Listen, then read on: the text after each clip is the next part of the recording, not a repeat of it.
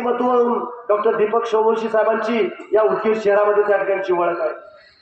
आणि म्हणून जाणीवपूर्वक या निर्बंध सर्कल मधील सर्व लोकप्रतिनिधी, सरपंच, उपसरपंच, सोसायटीचे चेअरमन, सर्व पक्षाचे पदाधिकारी माझ्याकडे त्या ठिकाणी आले आणि भाऊ काही करा की राष्ट्रवादी काँग्रेस आणि भारतीय जनता पार्टीकडून डॉक्टर दीपक सोमवंशी यांनाच उमेदवारी त्या ठिकाणी दिली पाहिजे असा आग्रह सुद्धा माझ्याकडे त्या ठिकाणी केला। योग्य उमेदवार, काम करणारा उमेदवार आम्ही त्या ठिकाणी दिलेला आहे।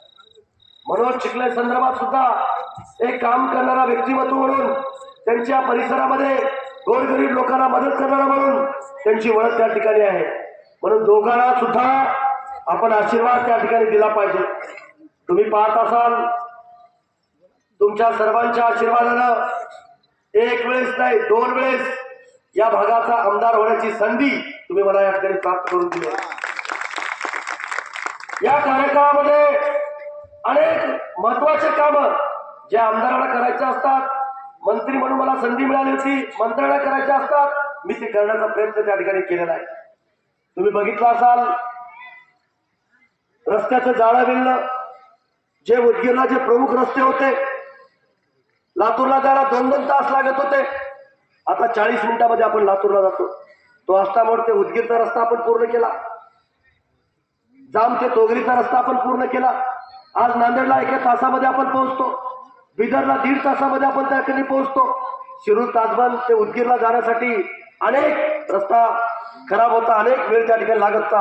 आज आपण 20 ते 25 मिनिटांमध्ये उदगीर ते शिरूरला त्या ठिकाणी जातो। आता उदगीर ते देगलूरचा रस्ता सुद्धा आपण 800 कोटी रुपये माननीय नितीन गडकरी साहेबांकडून आपण त्याला मंजुरी घेतली आणि त्याच्या कामाला सुद्धा सुरुवात करण्याचं काम आपण त्या ठिकाणी केलेलं आहे। म्हणजे दळणवळण व्यवस्थेमध्ये आपण मजबूत त्या ठिकाणी झालो। जे उदगीर शहराला मुख्य जे रस्ते जोडणारे होते ते परिपूर्ण आपण त्या ठिकाणी केलेले आहेत। आणि म्हणून आता पिण्याच्या पाण्याच्या संदर्भामध्ये देशाचे महान पंतप्रधान नरेंद्र मोदी साहेबांनी जी जलजीवन मिशनची योजना या देशामध्ये आणली होती, माझ्याही मतदारसंघामध्ये मला वाटलं, मी पाणी पुरवठा खात्याचा राज्यमंत्री होतो, कोट्यावधी रुपयाचा निधी माझ्या मतदारसंघामध्ये आणून माझ्या मायमावल्याला पिण्याचं पाणी स्वच्छ मिळालं पाहिजे, प्रत्येक घरामध्ये 55 लिटर प्रमाणे त्यांना पाणी मिळालं पाहिजे म्हणून मी निधी त्या ठिकाणी आणला। माझ्या या निडबन सर्कलमध्ये सुद्धा, निडबन गावामध्ये सुद्धा कोट्यावधी रुपयाचा निधी त्या ठिकाणी आणलेला आहे। त्याच्या कामाला सुरुवात त्या ठिकाणी झालेला आहे। काही टेक्निकल बाबीमुळे काम त्या ठिकाणी पूर्ण होत नाही, पण हे 2 सदस्य निवडून आल्यानंतर त्या कामाकडे विशेष लक्ष त्या ठिकाणी दिलं जाईल आणि माझ्या माय मावल्याला आणि माझ्या बांधवाला स्वच्छ पाणी दिल्याशिवाय राहणार नाही, हाही शब्द या कार्यक्रमाच्या निमित्ताने तुम्हाला आज आता सावकार बोलले। आरोग्याच्या बाबतीमध्ये सुद्धा खूप चांगल्या पद्धतीनं गेली 5 वर्षामध्ये मला काम त्या ठिकाणी करता आलं। आज आपलं सिव्हिल हॉस्पिटल 200 बेडेड हॉस्पिटल आपण त्या ठिकाणी तयार झालं, स्टॉमा केअरची बिल्डिंग त्या ठिकाणी आपण तयार केली, वाडवड्याला ग्रामीण रुग्णालय त्या ठिकाणी आपण तयार केलं आणि अनेक गावामध्ये प्राथमिक आरोग्य केंद्र सुद्धा उभा करण्याचं काम आपण त्या ठिकाणी केलं। इथं कवळखेडला जावा, आपण प्राथमिक आरोग्य केंद्र मंजूर केले, पण जागा अभावी त्या ठिकाणी राहिलेला आहे। तिथं आपण 33 केवीचं सबसेंटर आपण त्या ठिकाणी उभा केलं, विजेचा प्रश्न आपण त्या ठिकाणी सोडवलेला आहे। म्हणून आपण आरोग्याच्या बाबतीत सुद्धा मजबूत होण्याचं काम आपण त्या ठिकाणी केलेलं आहे। अनेक गावामध्ये सौर ऊर्जा प्रकल्प आपण उभा केले आणि माझ्या ग्रामीण भागातल्या प्रत्येक शेतकऱ्याला दिवसा वीज त्या ठिकाणी मिळाली पाहिजे अशी माझी भावना होती आणि म्हणून सगळे सौर ऊर्जेचे प्रकल्प आपण तयार केले आणि माझ्या आज शेतकरी बांधवाला दिवसा त्या ठिकाणी वीज त्या ठिकाणी मिळते, याचा आनंद मला त्या ठिकाणी मित्रांनो। आज आपण सर्व जाती धर्माच्या लोकांना सोबत घेऊन या मतदारसंघामध्ये आपण त्या ठिकाणी काम करतोय। तुम्ही बघितलं असाल आता सावकारांनी सांगितल्याप्रमाणे आपण मुस्लिम बांधवासाठी शादीखाना उभा केला, उर्दू भवन त्या ठिकाणी उभा करतोय, जेवढे मस्जिद होत्या तेवढ्या मस्जिदला वधूखाना तयार करून देण्याचं आपण काम केलं, त्यांच्या विद्यामंदिराला जागा दिली, त्यांच्या कब्रस्तानला जागा त्या ठिकाणी उपलब्ध करून दिली, जेवढे कब्रस्तान आहेत तेवढ्याला कंपाऊंड वॉल करून देण्याचं काम आपण त्या ठिकाणी करतोय। मुस्लिम बांधवांना न्याय दिला, माझ्या वीरशैव लिंगायत भवन उभा केलं पाहिजे असं वीरशैव लिंगायत समाजाची भावना होती। आणि सातत्यानं डॉक्टर शिवलिंग शिवाचार्य महाराज मला सातत्यानं ते सांगत होते, म्हणून आता बिदर रोडला त्या ठिकाणी जावा आणि वीर शिव लिंगायत भवन त्या ठिकाणी उभा टाकलेला आहे. माझ्या बौद्ध समाजाने मला सातत्यानं की भाऊ आपण 14 ऑक्टोबर धम्मचक्र प्रवर्तन दिनानिमित्त आपण नागपूरला जातो, इकडे मनाखेडीला जातो, इकडे गुलबर्गेला त्या ठिकाणी जातो. तुम्ही लोकप्रतिनिधी आहात, तुम्ही समाजाचं प्रतिनिधित्व या ठिकाणी करतात आणि म्हणून इथं सुद्धा बौद्ध विहार त्या ठिकाणी झालं पाहिजे. सावकारांनी त्याचा उल्लेख त्या ठिकाणी केला. मी अभिमानाने सांगतो, मला सातत्यानं वाटत होतं एक वेळ जर आपण आमदार झालो, या राज्याचा राज्यकर्ता जर झालो तर माझ्याही मतदारसंघामध्ये एक भव्य दिव्य बौद्ध विहार त्या ठिकाणचा असलं पाहिजे. हाही माझा त्या ठिकाणचा मानस होता. आणि मराठवाड्यात नाही, महाराष्ट्रात कुठेही एवढं चांगलं बुद्ध विहार नाही, तेवढं चांगलं बुद्ध विहार आपण उज्जैनमध्ये त्या ठिकाणी करून दाखवलं.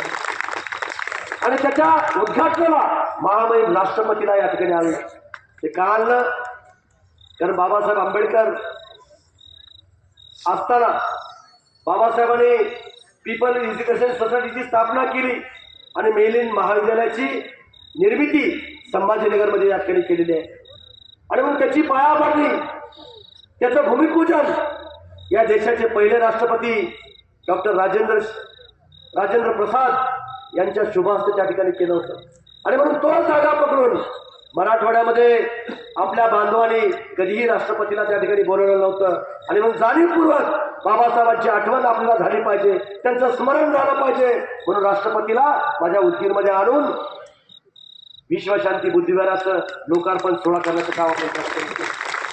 माझ्या मातंग समाजाला आपण न्याय दिला पाहिजे म्हणून जसं बाबासाहेबांचा 15 फुटाचा पुतळा आपण उभा केला, जसं बाबासाहेबांचा भव्य दिव्य आपण पुतळा उभा केला, त्याच धर्तीवरती आपण अण्णाभाऊ साठेंचा सुद्धा पुतळा उभा करण्याचं काम या उदगीर शहरामध्ये आपण त्या ठिकाणी करतोय. त्यांचं सुद्धा स्मारक 15 कोटी रुपये खर्च करून त्यांचं सुद्धा स्मारक करण्याचं काम आपण त्या ठिकाणी करतोय. मराठा भवन इथं मनोज चिखलेजी बसले, ते शेल्लारचे आहेत, त्यांना तुम्ही विचारा. माझा मराठा सेवा संघाच्या लोकांनी मला सांगितलं की भाऊ शादीखाना केला, बुद्धविहार केलं, लिंगायत भवन केलं, रेणुकाचार्य संस्कार भवन केलं, अशा अनेक समाजाला तुम्ही त्या ठिकाणी न्याय दिलाय आणि आम्हाला सुद्धा त्या ठिकाणी न्याय दिला पाहिजे. आमचे मुलं आणि मुली शिकण्याकरता इथं कर्नाटक, आंध्र, तेलंगणामधून त्या ठिकाणी येतात. त्याला एक वसतिगृह निर्माण केलं पाहिजे. MPSC UPSC करता आम्हाला स्पर्धा परीक्षा पास होण्याकरता तिथे एक स्टडी रूम त्या ठिकाणी केली पाहिजे. म्हणून मराठा भवनची निर्मिती त्या ठिकाणी करा. जागा मराठा सेवा संघाच्या कार्यकर्त्यांनी उपलब्ध करून दिली आणि 15 कोटी रुपये मी मराठा भवनला शेल्ला रोडला त्या ठिकाणी दिले. चालू आहे की नाही काम? मी जे बोलतो ते करून दाखवतो. आणि म्हणून माझ्या माय मावल्याला मला हात जोडून तुम्हाला नम्र विनंती करायची आहे, ज्या पद्धतीने तुम्ही माझ्यावरती प्रेम केला, ज्या पद्धतीने तुम्ही सगळ्यांच्या कुटुंबातलं मला समजला आणि प्रचंड मोठं मताधिक्य मला त्या ठिकाणी दिलं. आणि म्हणून त्याच पद्धतीनं हे दोन्हीही उमेदवार माझ्या विचाराचे आहेत, माझ्या विचाराचे आहेत. भारतीय जनता पार्टी आणि राष्ट्रवादी काँग्रेस पक्षाच्या युतीचे हे उमेदवार आहेत. आणि म्हणजे या दोघांनाही येणाऱ्या 5 तारखेला आपण घड्याळाच्या चिन्हासमोर बटन दाबून प्रचंड बहुमताने त्याला त्या ठिकाणी विजय करायचे. ते काम करणारे उमेदवार तर आहेतच, त्यांनी जर काम नाही केलं, तुमचं जर नाही ऐकलं, त्याची गॅरंटी घ्यायला मी आलोय. माझ्यावर तर विश्वास आहे ना? आणि म्हणून एकदा हात वर करून तुम्ही सांगा आम्ही याला मतदान करणार आहोत म्हणून. सर्वांनी हात वर करून सांगा. बघा, ही प्रेम आहे, ही माझ्या आया आहेत, हे माझ्या बहिणी आहेत. आणि म्हणून जाता जाता तुम्हाला एक शब्द देतो की मी ज्यावेळेस तुमच्या आशीर्वादाने या भागाचा या राज्याचा मंत्री झालो, त्या मंत्रिमंडळाच्या कार्यकाळामध्ये मुख्यमंत्री लाडकी बहीण योजना आम्ही या ठिकाणी आणली आहे. तुम्हाला तुमच्या खात्यावरती दर महिन्याला आम्ही 1500 रुपये त्या ठिकाणी टाकतोय. पण आता देशाच्या पंतप्रधान नरेंद्र मोदींचं स्वप्न आहे, या महाराष्ट्राचे मुख्यमंत्री देवेंद्र फडणवीस साहेबांचं स्वप्न आहे, या महाराष्ट्राचे उपमुख्यमंत्री माननीय अजितदादा पवार साहेबांचं स्वप्न आहे की तुम्हाला आता 1500 वरून माझी बहीण, माझी आई लखपती दिदी बनली पाहिजे, लखपती दिदी बनली पाहिजे. म्हणून लखपती दिदीची योजना आम्ही या राज्यामध्ये त्या ठिकाणी आणणार आहोत. आणि 1500 वरून 2100 रुपये सुद्धा नगरपालिकेची महानगरपालिकेची निवडणूक संपली आहे, आता जिल्हा परिषदेची निवडणूक संपल्या आम्ही तुम्हाला 2100 रुपये माझ्या लाडक्या बहिणीला केल्याशिवाय राहणार नाही, हाही शब्द हाही विश्वास या सभेच्या निमित्तानं या ठिकाणी तुम्हाला देतो। आज मीडिया माझ्या समोर आहे, मी सर्व मीडियाच्या समोर या ठिकाणी सांगतो, माझ्या मतदारसंघामध्ये उदगीर आणि जळकोट मतदारसंघामध्ये 10 जिल्हा परिषदचे मतदारसंघ आहेत।